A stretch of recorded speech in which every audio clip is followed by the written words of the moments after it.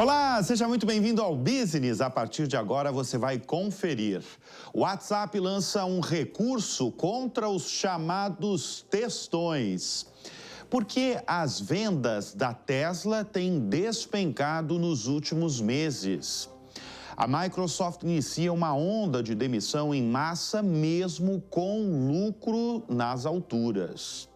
E como R$1 bilhão sumiu em segundos no Brasil na maior invasão registrada via Pix. Eu sou Bruno Meyer e o Business, a sua revista eletrônica de negócios na TV, está no ar. Jovem Pan Business. E vamos diretamente para a mina de ouro de Elon Musk, porque as vendas globais da Tesla caíram pelo segundo trimestre consecutivo, o que deixa essa mina de ouro dele em uma situação delicada, justamente para evitar outras quedas trimestrais. A gente tem os dados aqui no telão do Business, quanto foi esse trimestre da Tesla. As entregas de veículos em apenas 3 meses foi de 384.122 veículos. Em apenas 3 meses é uma queda significativa de 13%, se a gente comparar com o mesmo trimestre do ano anterior. E os desafios seguem neste ano de 2025, sobretudo porque tem o Congresso americano. Se o Congresso americano aprovar o projeto de lei de gastos do presidente Donald Trump, iria acabar com os créditos fiscais para a compra de carros elétricos, ou seja, tem um grande desafio a Tesla nesse ano de 2025. A esperança da montadora isso já no início desse ano, era o redesenho do Model Y, do novo carro, como um impulso nas vendas trimestrais, mas o utilitário esportivo não teve o retorno esperado, especialmente pela forte concorrência, porque de um lado você tem principalmente as novidades chinesas, como os modelos da BYD, da Xiaomi, que a gente já vai falar daqui a pouco no programa, e também do outro lado você tem os Estados Unidos, que tem a General Motors, que tem ganhado espaço no mercado de elétricos nos Estados Unidos. Em abril, a gente comentou aqui no Business, um marco foi registrado na Europa. Pela primeira vez na história, a chinesa BYD vendeu mais veículos elétricos no continente do que a Tesla, a marca americana, que consagrou, de certa forma, Elon Musk e que há anos liderava o segmento na região. Como a gente tem acompanhado, a vida não anda fácil para Elon Musk e sua mina de ouro. Eu gosto de falar mina de ouro porque o homem mais rico do mundo ganha dinheiro mesmo com esses carros elétricos que vocês viram agora e que as vendas caíram, mas não subestime, viu? Porque a gente já viu essa cena acontecer algumas vezes e Elon Musk recuperar. Então, a gente vai acompanhar sempre a vida de Elon Musk aqui no Business. E olha só, falando em carros, 200 mil vendas de carros em apenas 3 minutos. Sabe quem fez isso? A fabricante chinesa Xiaomi. Muito conhecida pelos celulares, mas também agora pelos carros. Ela anunciou que recebeu mais de 200 mil pedidos para o novo carro elétrico da marca, o YU7, apenas 3 minutos após o início das vendas em Pequim. A gente está vendo aí o lançamento em Pequim, que bateu esse recorde aí. Inclusive, cada cliente que fazia o pedido tinha de pagar um valor de entrada. Em 1 hora, o número de reservas passou de 289 mil pedidos. Esse carro que vocês estão vendo aqui no telão do Business custa $35 mil, cerca de 190 mil reais. Ele tem motor elétrico com uma autonomia para quase 800 quilômetros e acelera de 0 a 100 em apenas 3 segundos. Tem telas grandes, Tem os bancos aí, os bancos inclusive fazem massagem no motorista, faz massagem também no passageiro. Esse veículo tem como maior rival, olha lá, Elon Musk, que a gente acaba de falar aqui no Business. O maior rival desse carro é o Model Y da Tesla. O Lei Jun, inclusive, que é o fundador da Xiaomi, falou diretamente sobre o carro da Tesla nesse evento de lançamento. Aliás, esse é o segundo carro de sucesso da Xiaomi, a Xiaomi que produz de panelas de fazer arroz, produz patinetes elétricos e produz, sobretudo, celular. É ali que ela ficou conhecida mundialmente mesmo. O primeiro modelo a fazer sucesso foi o esportivo SU7, anunciado no início de 2024, semanas depois que a Apple, a gente comentou aqui no Business, foi uma semana, 2, 3 semanas depois que a Apple desistiu de entrar no mercado de carros, depois de ter investido mais de 10 bilhões de dólares em uma década. E a Amazon bateu um recorde nos últimos dias. A gigante de tecnologia alcançou 1 milhão de robôs na operação ao colocar o robô de número 1 milhão no dia a dia da empresa. Esse robô entrou em operação, começou a trabalhar em um dos centros de distribuição da companhia no Japão. E em paralelo a esse exército robotizado, que a gente está vendo aqui também novamente aqui no telão do Business, a companhia de Jeff Bezos conta com 1.500.000 profissionais humanos que trabalham especialmente nos centros de distribuição. Portanto, a empresa começa a ter um número parecido de humanos, de um lado com 1,5 milhão de humanos, e do outro lado você tem 1 milhão de robôs na operação. E agora atenção, porque de acordo com o Wall Street Journal, a previsão é que em breve o número de robôs e trabalhadores seja equivalente. Inclusive, há quem diga que em até 3 anos isso vai acontecer.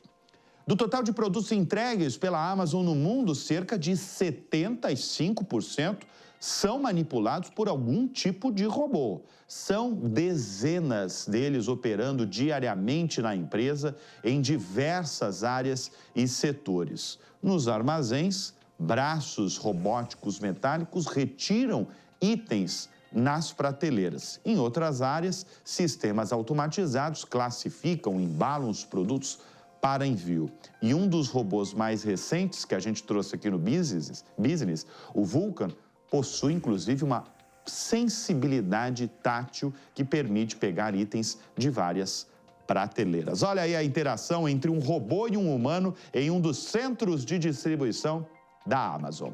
A Amazon começou a investir em robôs em 2012, quando comprou a empresa Kiva. Desde então, adquiriu ou investiu em mais de uma dezena de companhias especializadas em robôs.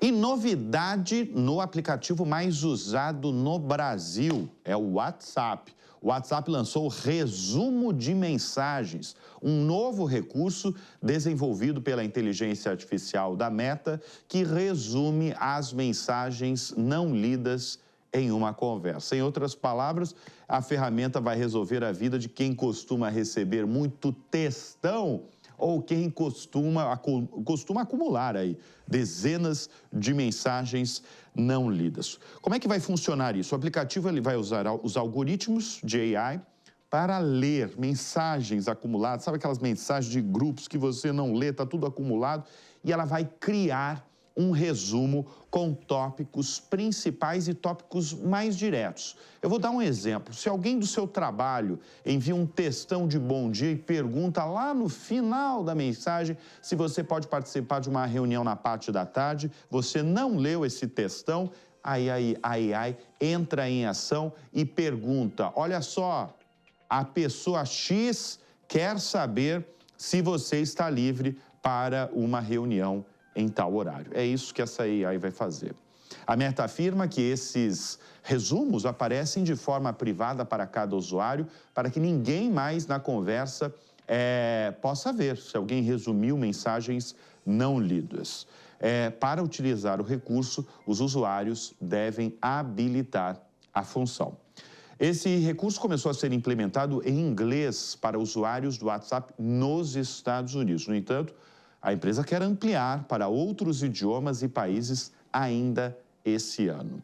A novidade chega depois do aplicativo ter criado a transcrição de áudio, porque a plataforma de mensagens instantâneas tem dito que tem implementado novos recursos para melhorar a experiência do usuário, tornando mais fácil ficar atualizado sobre todas as conversas, mesmo naqueles momentos em que nós não temos tanto tempo para ler, não temos tanto tempo para ouvir tantas mensagens recebidas diariamente. R$ 1 bilhão roubado na maior invasão com movimentação de dinheiro já registrada via Pix. Essa semana deu o que falar. Criminosos desviaram mais de R$ 1 bilhão, explorando uma brecha da empresa CM Software, uma terceirizada responsável por conectar bancos menores e fintechs ao sistema de pagamentos brasileiro, o SPB. Dentro do sistema dessa terceirizada, os criminosos tiveram acesso a diversas contas. O ataque não envolveu falhas nos servidores do Banco Central, nem vulnerabilidades no protocolo do Pix. Em uma nota, a CEM reconheceu ter sido alvo de uma ação criminosa em um ataque cibernético que envolveu justamente credenciais de clientes. Nós vamos conversar neste momento com Alberto Leite, CEO do Grupo FS e dono de uma das principais companhias brasileiras de cibersegurança. Alberto, um prazer recebê-lo aqui em nosso programa. É importante frisar, não houve falha nos servidores do Banco Central, mas o caso, eu acredito que evidencia uma fragilidade estrutural no ecossistema financeiro. E aí vai a minha pergunta para você que conhece o assunto como poucos no Brasil. Quais os riscos de segurança do sistema de finanças do país? Seja bem-vindo ao programa. Tudo bem, Bruno? Prazer estar aqui de volta. Eu lembro, mais ou menos há um ano atrás, você me fez uma pergunta numa entrevista no Show Business e perguntou, nós podemos nos sentir seguros? 100% seguros, aliás? E eu disse para ti, olha, 100% seguro em cibersegurança é uma grandeza que ninguém consegue alcançar, ou é improvável que alguém alcance. E essa falha mostra exatamente isso. Você não invadiu o sistema Pix, os criminosos invadiram uma empresa que presta serviços às plataformas de meios de pagamentos brasileiros, e entre os quais está o Pix, portanto, amplamente usados por bancos de médio porte, pequeno porte, fintechs, contas digitais, e alguns FDICs também usam essas plataformas de Bank as a Service. O sistema brasileiro, no geral, incluindo os servidores do Pix, eles são, tecnicamente falando, tem um nível de maturidade em cibersegurança elevado. A empresa mostrou, dado a esse fato, um nível de maturidade muito abaixo do esperado para um setor do porte do Brasil, com a quantidade de pessoas que usam o Pix diariamente, mostrou uma fragilidade à empresa. Seja ela com algum grau de negligência humana, grau de negligência na seleção dos seus fornecedores, nas construções de suas APIs, no controle de acesso e credenciais. É muito cedo para a gente falar, mas esta empresa integrada à plataforma mostrou que melhoras nos sistemas devem ocorrer, revisão de todos os procedimentos e seleção de fornecedores devem ser revistas imediatamente. Acredito, inclusive, que o Banco Central irá providenciar novas portarias, novas determinações sobre esse aspecto. Até porque, se a gente hoje se dá com um problema como esse, A notícia boa é que o quanto que o Pix fez inclusão financeira e bancária no Brasil. Então, muitas pessoas hoje estão utilizando, muitas pessoas fazem o seu dia a dia 100% através dessas plataformas. Ô Alberto, falando desse caso específico, você falou do Banco Central e eu gostaria da sua análise em relação à ação do Banco Central no momento em que se verificou uma invasão em uma empresa, esses criminosos viram uma vulnerabilidade nessa empresa terceirizada e invadiram e teve esse prejuízo bilionário. Qual foi o papel do Banco Central e ele agiu rápido na sua avaliação? Poderia ter sido pior, por exemplo, se ele não tivesse agido de certa forma? Sim, poderia ter sido pior. Eu acho que eles foram diligentes no processo. Eu acho até que, no final, a transparência de informar o sistema também fez parte da diligência deles. Não só para acalmar as pessoas que o problema estava contornado, mas que havia acontecido de forma transparente, como também no processo de alarmar, tirar e desconectou a plataforma. Durante a segunda-feira, ele desconectou a plataforma. Por outro lado, volto a te dizer, há melhoras. Nós estamos olhando, dado o incidente, campos de melhoras tem para todo lado. Não acredito, honestamente, Bruno, que esse ataque tenha acontecido somente na segunda-feira. A gente tem notícias de fintechs, notícias não confirmadas, nós temos notícias a serem confirmadas, que na sexta-feira algumas fintechs já acusavam saída no saldo das suas contas e reservas. A gente sabe até de casos, de novo, a ser confirmado, de volume de 18 milhões de reais na sexta-feira. No sábado, a gente tem notícias que a BNP já entendia que uma coisa totalmente atípica de alta gravidade já estaria acontecendo nos seus sistemas. Então, alguma melhora no processo de seleção de fornecedor, homologação das plataformas, atualização do sistema de segurança, vasculha na dark web de credenciais sendo vendidas, procedimento de escalation do problema, alarmes e sistema de antifraude, melhora no sistema de detecção, são todos os pontos a serem atacados. E acho, como eu comentei no programa quase um ano atrás contigo, o Brasil passou da época de ter sua política nacional de cibersegurança. Não andou nada, Alberto? Não andou praticamente nada. Nesses 12 meses, eu lembro muito bem que você falou isso. Não avançou e acho que o mundo com a inteligência artificial ficou mais sofisticado. Então, é importantíssimo se colocar a pauta esse debate. Veja, já, não diria que é improvável, diria que é muito provável aparecer nomes de empresas de cibersegurança que estavam fornecendo para a CM, dizendo que eram empresas estrangeiras, que falharam no processo, também falharam, e que essas empresas não têm representante no Brasil, não tem CNPJ no Brasil, e toda aquela confusão que a gente já sabe de se não tem como responsabilizar, como é que vai responsabilizar? Não ouvi nada ainda da empresa sobre isso, que tipo de plataforma ela usava, que fornecedor ela usava, quem são os subcontratados dela, quem são os softwares que ela utilizava por lá, mas provavelmente já aparece, olha, isso é uma empresa de tal país, e essa empresa não tem representante legal, não é cidadão brasileiro, está atuando no Brasil só por meio digital, não tem CNPJ. E aí, como é que processa? Como é que apura danos? Se não está sob a legislação brasileira, se o cidadão não é brasileiro, se não está no território brasileiro. O Brasil passou da época de discutir um dado crítico. O que é dado crítico? Dinheiro, luz, saúde, imposto de renda. Esses dados precisam necessariamente de um tratamento especial. Isso tem que ser endereçado via uma agência reguladora, tem que ser endereçado através de regulação, não pode ficar solto. Eu vou te falar mais ainda. As empresas de capital aberto no Brasil não são obrigadas a reportar a profundidade, a capilaridade, a intensidade do ataque cibernético e nem o prejuízo efetivamente de invasões calculadas. Então ela pode ser atingida e não reportar Ela pode dizer que tive um incidente cibernético, uma instabilidade Tá. do sistema que eu contornei em 24 horas. Por exemplo, poderia ser uma resposta padrão. Mas Entendi. peraí, quantas pessoas impactadas? Que tipo de dado foi impactado? Que tipo de fraude causou a empresa? Por que causou? O que está se fazendo? Deveria estar em legislação.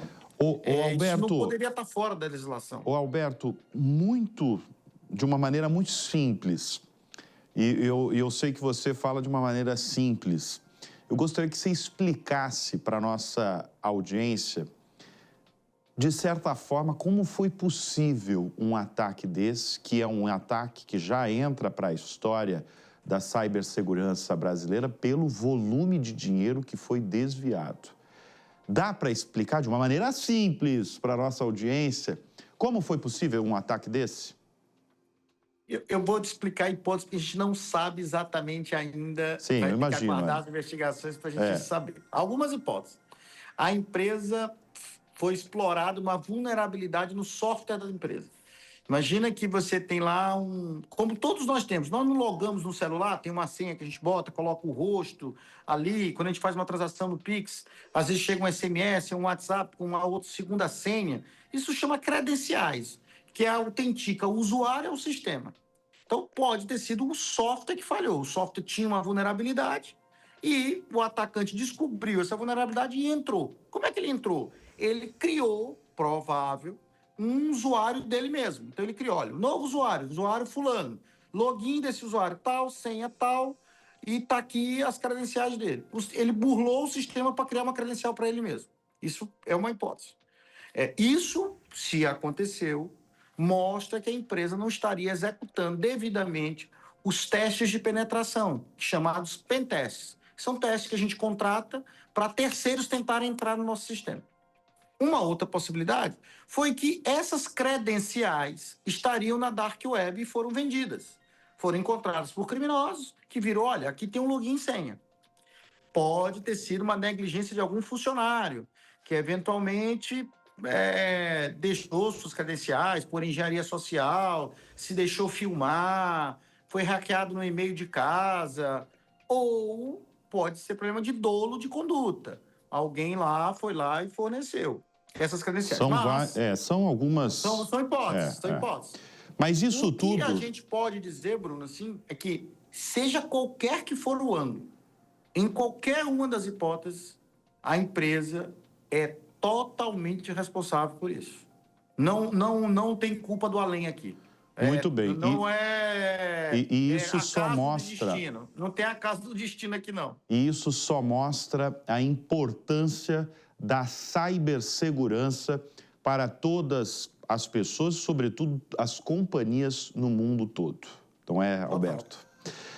Nós conversamos aqui no Business, esclarecendo esse caso aí que já entra para a história da cibersegurança brasileira, com Alberto Leite, presidente do Grupo FS. Obrigado sempre pela presença, Alberto.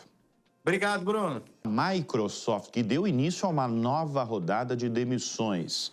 Dessa vez, a segunda empresa mais valiosa do mundo vai demitir 9 mil profissionais pelo mundo, o que significa uma redução de 4% na força de trabalho da companhia. É mais um passo para enxugar o número de camadas gerenciais da Microsoft. E essa não é a primeira rodada de demissões da empresa neste ano. Em janeiro, a companhia já havia reduzido seu quadro em 1%. Em maio, mais 6 mil posições foram fechadas e em junho, pelo menos 300 pessoas foram demitidas. A companhia, você pode perguntar, né? A companhia cofundada por Bill Gates tem ido mal? Nada disso. Aliás, longe disso, no trimestre encerrado em março, a companhia reportou um lucro líquido de 26 bilhões de dólares, um salto de 18% sobre o mesmo período do ano anterior e muito acima do esperado pelo mercado. Portanto, o que acontece, o que explica essas demissões, essas milhares de demissões na Microsoft, mesmo com um lucro crescente? Bem, a Microsoft emprega mais de 220 mil profissionais no mundo. As demissões de agora, as demissões que têm ocorrido durante esse ano, elas afetam todas as áreas e estão ligadas ao uso cada vez mais intenso de algoritmos de AI que passam a desempenhar o papel dos humanos. A Meta de Mark Zuckerberg tem ido pelo mesmo caminho e no início desse ano cortou cerca de 5% da sua força de trabalho. São exemplos de que alguns postos de trabalho não serão ocupados mais por funcionários humanos. Eu estou falando dessas empresas, dessas gigantes de tecnologia, e sim por algoritmos de inteligência artificial. E o tarifaço de Donald Trump no início do ano parece que teve efeito contrário. Isso porque atingiu em cheio as receitas de uma gigante do próprio país. Eu falo da Nike, que estima perdas de até $1 bilhão nas receitas de 2026, com a taxação imposta pelo presidente americano. Segundo a companhia, 16% da cadeia produtiva está na China, mas medidas já têm sido adotadas para diversificar a produção por outros centros. Apesar do tarifaço, a Nike fechou o último trimestre com uma receita de $110 bilhões e um lucro de quase 211 milhões de dólares. E vamos falar de mobilidade, do futuro da mobilidade, porque o primeiro voo tripulado em um eVTOL aconteceu nos Emirados Árabes. A Joby Aviation, empresa responsável pelo desenvolvimento dos chamados carros voadores, uma das empresas, ela realizou um voo teste em Dubai. A ideia é que o veículo de decolagem e pouso vertical seja utilizado já como táxi aéreo a partir de 2026. O foco é otimizar o tempo de transporte e escapar do trânsito da cidade. Essa aeronave tem capacidade para um piloto, 4 passageiros, atinge até 320 quilômetros por hora. E lembrando que no Brasil nós estamos avançadíssimos através da IVE, da nossa Embraer. E olha só, dias atrás nós falamos do processo de recuperação da Azul nos Estados Unidos, inclusive com a presença aqui no programa do presidente da Azul, o John Hodgerson. Agora a gente destaca a real situação de uma outra companhia do setor, a Gol, que acabou de sair do chamado Chapter 11, registrou prejuízo de $1 bilhão e 420 milhões no mês de maio. Segundo o relatório divulgado pela empresa, a dívida líquida registrada em maio já soma 30 bilhões e 700 milhões de reais. E ainda no setor aéreo, a Embraer anunciou um acordo de 21 bilhões e 800 milhões de reais. A fabricante brasileira fechou a venda de 55 aeronaves para a Scandinavian Airlines. A companhia vai comprar 45 jatos do modelo E195-E2, além de 10 opções de compra adicionais para o mesmo modelo. Essa é a maior encomenda feita pela companhia a um fabricante desde 1996. As primeiras entregas estão previstas para o final de 2027. E agora, indo para os Estados Unidos, Donald Trump fez uma baita investida no mundo dos negócios, porque o presidente dos Estados Unidos, que já possui empreendimentos no setor imobiliário, agora decidiu lançar, sabe o quê? Uma linha de perfumes. As fragrâncias exclusivas para vendedores estão à venda a partir de $199, cerca de R$1.000. Essa linha conta com as colônias Fight, Fight, Fight e também os perfumes Victory 47, tanto para homens quanto para mulheres. E também os frascos que vocês estão vendo aqui no telão, que são minis, né? Tem frascos que são miniaturas mesmo do próprio Donald Trump, do próprio presidente dos Estados Unidos. Vai ter muita venda? Eu acho que vai ter muita venda, sim. Parte de $199. Já pensou se isso chega no Brasil? Imagina se a moda pega. Com essa notícia de Donald Trump, o Business vai ficando por aqui. Eu desejo a todos um excelente final de semana e lembre-se, tenham todos, todo mundo que assiste o programa, tenham todos bons negócios no radar. Até semana que vem. Tchau. Jovem Pan Business.